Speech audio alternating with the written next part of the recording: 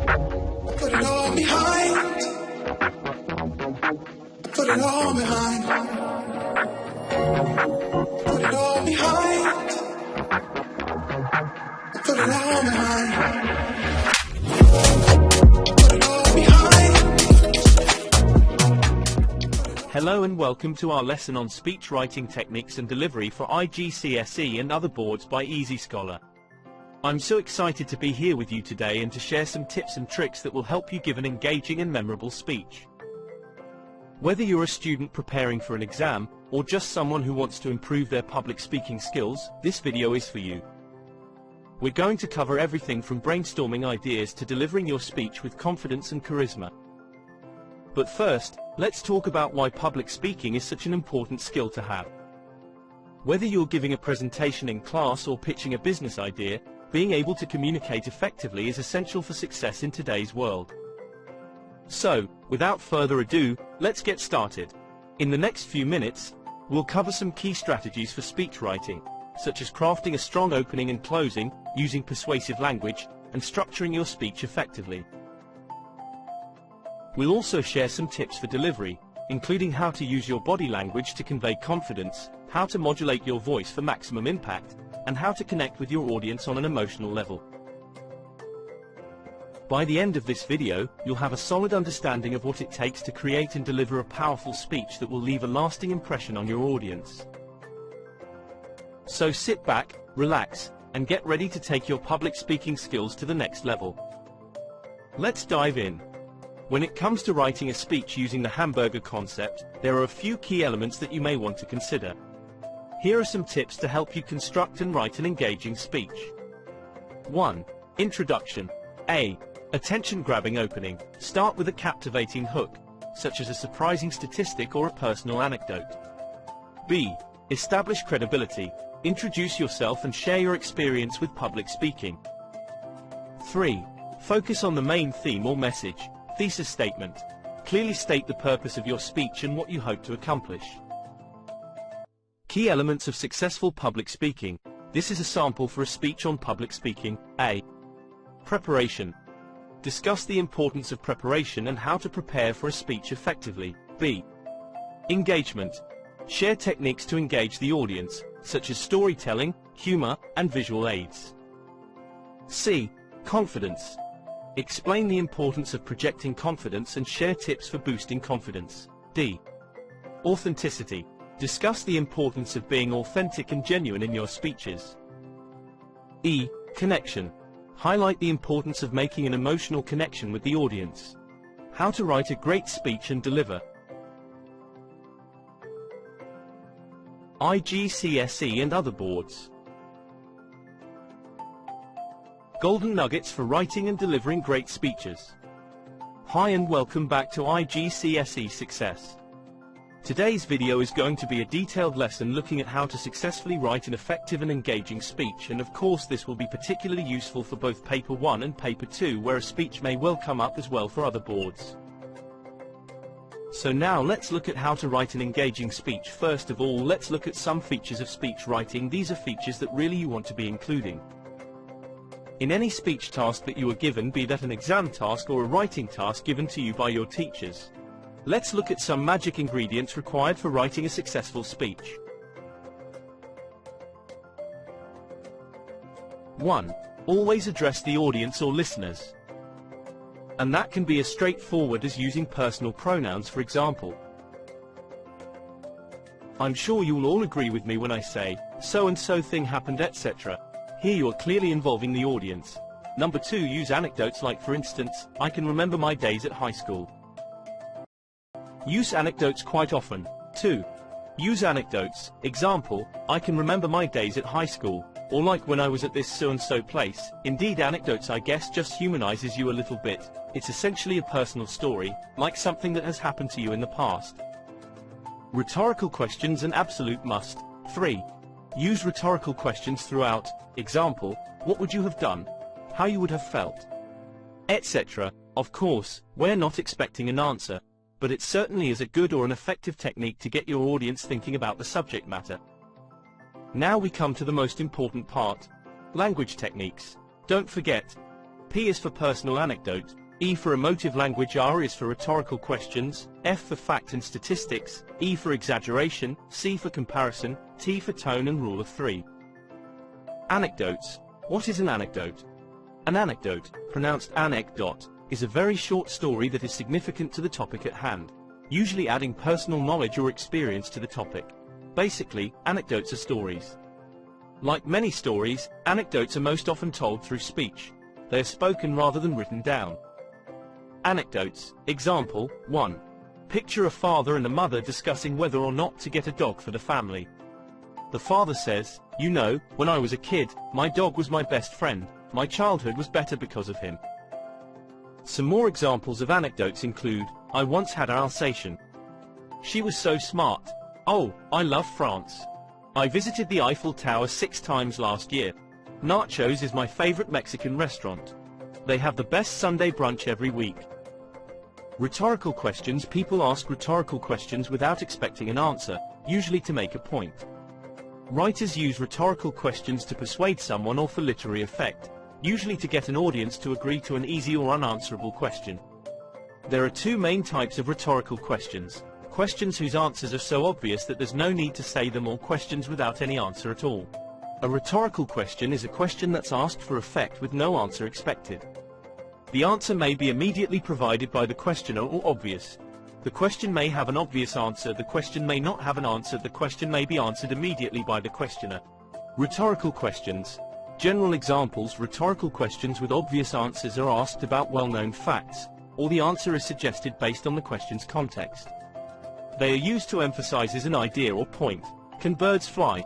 Is the Pope Catholic? Who knows? Rhetorical questions which have no answers. What's the meaning of life? How many times do I have to tell you not to? Why me? Examples from Obama and Shakespeare. President Obama's immigration address. Are we a nation that tolerates the hypocrisy of a system where workers who pick our fruit and make our beds never have a chance to get right with the law?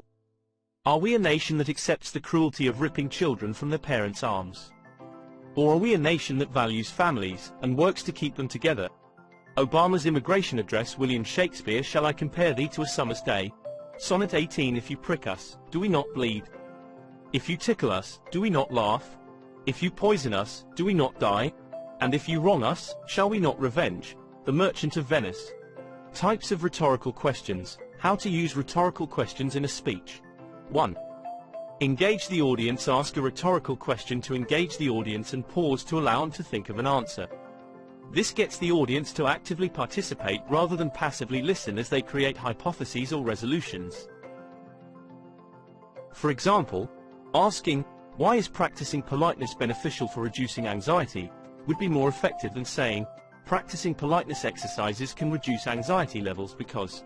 Speakers may start presentations with rhetorical questions to increase the likelihood of the audience staying engaged. Types of rhetorical questions. 2.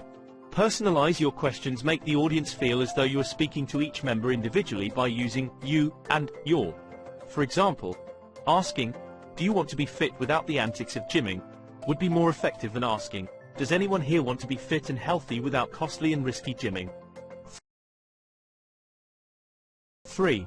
Persuade the audience. Get the audience to agree with you is to show them that you are similar. Show your listeners that you have shared experiences and that you understand their problems. For example, we've all experienced being so occupied and stressed at work that we come home and don't feel like doing anything, don't we? Use facts and statistics in your speech. Why use statistics in your speech? It can be very time-consuming finding the right statistic to include in your presentation. Added to this is the possibility that an audience member questions whether the data is reliable. However, statistics can add a range of benefits to your presentation. Add realism to your presentation. Numbers and data are a good way to ground your presentation and being reality to your presentation. Increase your credibility. Using a statistic shows that you've done research and are knowledgeable about the subject matter. Also, if you use a statistics from a trusted source, example, the NHS, it will boost your credibility. Make your presentation memorable. Interesting statistics will stay with your audience long after the presentation finishes. Emotionally impact your audience. You can increase the emotional impact to your audience by including relevant, usually shocking, statistics. How do you find facts and statistics? Statistics can come from a number of sources. Here's some common ones. Presenting findings from research by understanding which results are meaningful and significant in the context of your presentation. Results from a survey and discussion of key findings, such as the average and extremes of that survey. How do you find facts and statistics? Comparisons of data and benchmarking results along with competitive data and public data. Social media surveys with your existing audience. You can easily set these up on Twitter and Facebook. Comparison and contrast. If at first glance the terms compare and contrast appear similar, be careful. They are not synonyms. When two things are contrasted, their differences are highlighted, such as before and after shots on a home makeover show. When two things are compared, they are put side by side so as to bring out their similarities. For example, we might set a green apple and a red apple side by side and note their similar shapes and location of their stems. Comparison and contrast. If you are planning to give or write a speech, and are considering to bring in comparison and contrast points, then think about how you will make a larger point about the two subjects being compared. Use your comparison to highlight something new about those subjects that the reader may not have considered before. Compare and contrast examples. Two similar topics to find some subtle yet important differences. Two wildly different topics to discover their surprising similarities. Two very specific parts of a main topic against each other. Two main subjects within a very narrow scope, such as a historical period or genre. A few more comparison and contrast examples. 1. Characters or magic in Harry Potter and The Lord of the Rings. 2. The Sound of Music and The Diary of Anne Frank. 3. The Wizard of Oz and Huckleberry Finn. 4. The Star Trek universe and the Star Wars universe. 5. Sci-fi and fantasy. The use of the rule of three is a potent technique that one can conveniently master, exercise, and utilize across all domains of public speaking. In essence, the rule of three is a sweeping principle, which posits that concepts presented in threes are more captivating, pleasant, and memorable for the audience. Information presented in a group of three stays in our head better than other groups. Rule of three examples. In ancient times, the Romans understood the rule of three and referred to it with the Latin maxim, omne trium perfectum, which means, everything that comes in threes is perfect. 1. Here are some examples. We must have a government of the people, by the people, and for the people. By Abraham Lincoln. 2. Friends, Romans, countrymen, lend me your ears. I come to bury Caesar, not to praise him. William Shakespeare, Julius Caesar. 1. I came, I saw, I conquered. Julius Caesar. 2. Life, liberty, and the pursuit of happiness. Declaration of Independence. Here are some more examples. 1. To be an effective leader, you must communicate clearly, inspire others, and lead by example. 2. The keys to a happy life are gratitude, kindness, and mindfulness. 3. In order to achieve success, you need dedication, determination, and discipline. Speech writing sample IGSCE English language. I am here to tell you that life upholds many challenges for us to fight or accept defeat. In our daily lives as students, teachers, workers, and even on the basic level as mere individuals, we are faced with problem after problem, some of which may be too much for us to endure. Starting from simple problems like indecisiveness on what to wear, going all the way to life-threatening hurdles, our responses to situations are more or less the same. We panic at the slightest of things and find it impossible to keep steady in grave and serious circumstances. A very good morning to one and all present here. I am Alison Wright and I'm honored to be able to deliver this speech today in this esteemed gathering. My life ever since the past decade had been full of struggles, that too merely for survival. This is sample for hook, anecdotes and emotive language to grab audience attention. Let's look at another sample of IGSCE. Speechwriting books have been around for centuries, and they continue to shape the way we see the world. Whether you read for pleasure or education, reading has the power to broaden your mind, teach you new things, and inspire you to be a better person. Have you ever read a book that changed your perspective on the world? Can you imagine a life without books and the knowledge and wisdom they provide? This is an example of using rhetorical questions. How much of the world would we miss out on if we only relied on our own experiences and perspectives? What kind of world would we live in if we didn't have people like Malala Yousafzai, who were inspired to fight for what they believe in through their love of reading and learning? A very good morning to one and all present here. I am Dwight Jason and I'm honored to be able to deliver this speech on the importance of reading, today in this esteemed gathering. A very good morning to one and all present here. I am Jason Dwight and I'm honored to be able to deliver this speech on the importance of reading, today in this esteemed gathering. To illustrate this point, let me tell you a story. When I was in high school, I read a book called The Bell Jar by Sylvia Plath. The Bell Jar is a coming-of-age novel that deals with themes of alienation, disillusionment, and mental illness. These are good examples to connect and retain your audience. The book follows the story of Esther Greenwood, a young woman who struggles to find her place in the world and grapples with depression and a sense of disconnectedness from those around her. Plath's writing style is similarly introspective and reflective, making The Bell Jar a great choice for readers who enjoy literary fiction with a psychological focus. All these examples of speeches help to retain the audience's interest, and examples of anecdotes, rhetorical questions and emotive language can be observed in these speeches.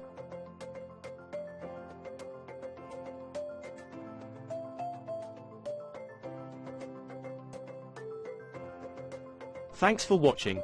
Please watch part 2 of this lesson as well.